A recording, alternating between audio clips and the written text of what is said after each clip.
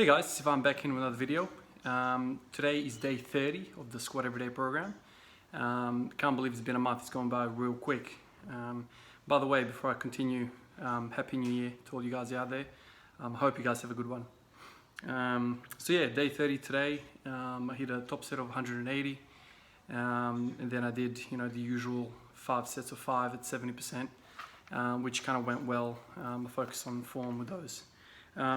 But I thought I'd take this opportunity to basically review the program 30 days in.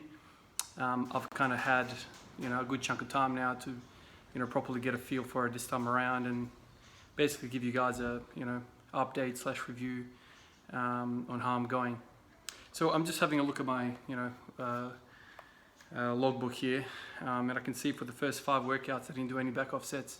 It was just basically hit a top heavy single, comfortable single, I suppose, and then call it a day, and then do other exercises that I choose for the day. But I did that for the first sort of week, 5 days, and then I started doing alternate days where I would do kind of back off work, very light. I started off with 60%, I think, and I had 1 or 2 days where I did 80% 5x5, but those were far few in between, and then eventually in the last sort of week, I started doing this 70% business 5x5, and I've done most days 5x5. So the reason why I'm telling you all this is because I think it's very important, if you guys are considering to do this, to kind of go into it very slowly. It all depends on what type of program you guys are heading into this one from. So if you guys are squatting once a week and jump into squat every day, you might even have to kind of consider a longer transition period. It would be very foolish of you to jump in and start squatting every day and doing 5 sets of 5, whatever percentage you choose. I think it's the key to this thing is kind of longevity, the long haul. Even though we're all kind of hungry for gains, we want to put on 50 kilos an hour on every lift tomorrow.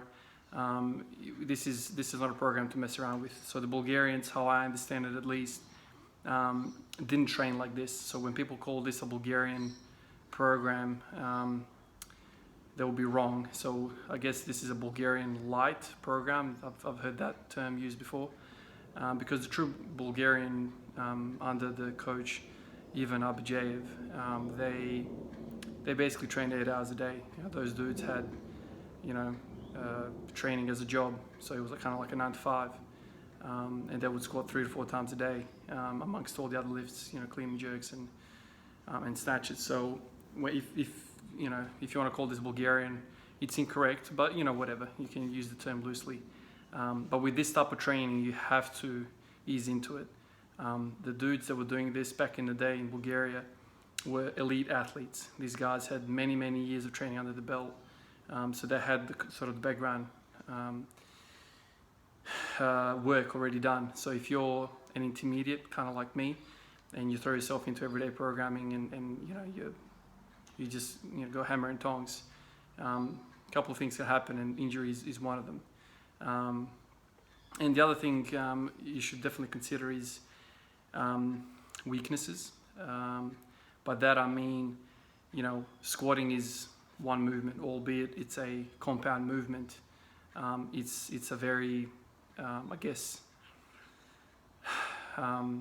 linear movement. I don't know what the word I'm using, but basically there are muscles which need to relax in order for you to squat. There are antagonists and agonists for every movement. So you should focus on some of the antagonists for your kind of like accessory work. What I mean by that is you definitely need some sort of hamstring work, especially if you're doing high bar squatting every day. I mean, if you're doing low bar squatting, that's a very silly idea, because low bar squatting puts you in a more a leaning forward position, and that taxes your back a bit more, and the time that it takes your back to recover is way longer than it is for your anterior chain. So be careful with that. But yeah, so hit your hamstrings whichever way you choose. I've decided to do block pulls.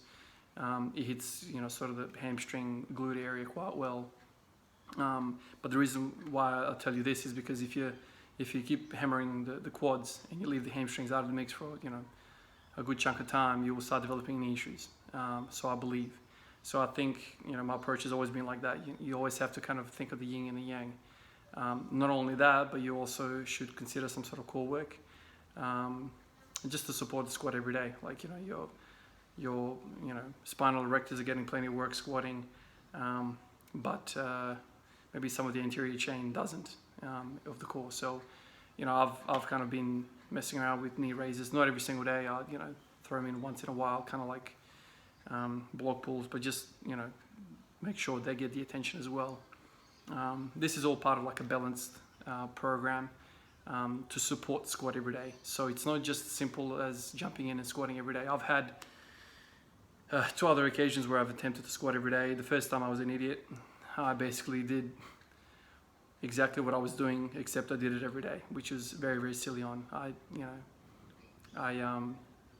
didn't get injured that time from squatting. I ended up rolling my ankle quite badly, and I ended up in a moon boot for a while. But the second time around, when I did the same thing, I didn't learn my lesson the first time. I ended up hurting my hip quite badly. I never went to the physio or a doctor, so I don't really know what it was, but I know it was in the right hip, and it was kind of the TFL region. It got so bad to a point where, just driving around in a car for 30 minutes in that sort of 90-degree kind of hip knee position, my knee, my ITB band, even like radiating all the way down to my like ankle, everything would just fire up and tighten up, and until I got out of the car and walked around and did some stretches, it wouldn't let up. So yeah, the TFL kind of like was really sore on pressure as well, massage. But anyway, I went away from squatting for quite some time last year to kind of let everything settle down. I was quite stubborn about it all. Like it started hurting, and I didn't really give up. And I kept pushing. So that's the other thing. You have to listen to your body. Auto regulation for squatting every day has to be a number 1 priority. You might have minimal weights you want to hit every single day, but for whatever reason, it might be a day off. And if you choose to push through on that day off and get out of positioning, and you run the high risk of injury. So a couple of those things. Take it easy initially. Think about the antagonists of your body, and listen to your body, auto-regulate. Be honest with yourself, and just keep saying to yourself that this is a long haul. For me, 30 days in, I feel quite well, and that's because I've kind of pussied my way into this. I didn't want to be stubborn and hard-headed and go hard at it. So 30 days in, I think on the first day I squatted 160. I think 160 was the number that I hit first time around. Where is it? Yeah, it was 160. But that's not kind of like my true max. Before I started this program, I spent basically 11 days on the couch, not doing anything, basically going to work and coming back. And that's because I was sick. I had this ear infection that I couldn't shake, and so I took time off. So 160 is not really my true max. I would be lying if I said to you I put 20 kilos on my squat in 30 days. That wasn't the case. In fact, before I got sick, I hit 190 at the gym before my shed got all fixed up. So 190 was my max back then, when I was doing kind of like, 2-3 days squatting. And so back then I was kind of doing a similar thing. I would work up to a heavy max, and then I would back off with 10% off, and then do a bunch of singles or triples or whatever I did. So I did a fair bit of volume every time I squatted. So 190 essentially was my max prior to this program. Now the highest I've ever hit in this program so far is 180. And sure, there's probably some left in the tank, but the idea here is not to push hard. I want to let these strength improvements come to me slowly. I'm so hesitant of injuries from the last 2 times being an idiot. So I've taken a really cautious approach. So a couple of those points I wanted to bring up. And yeah, I think for the following month I'm going to be doing a fair bit more accessory work. I want to concentrate a bit more on my core. I do feel like I'm lagging a little bit on my quads.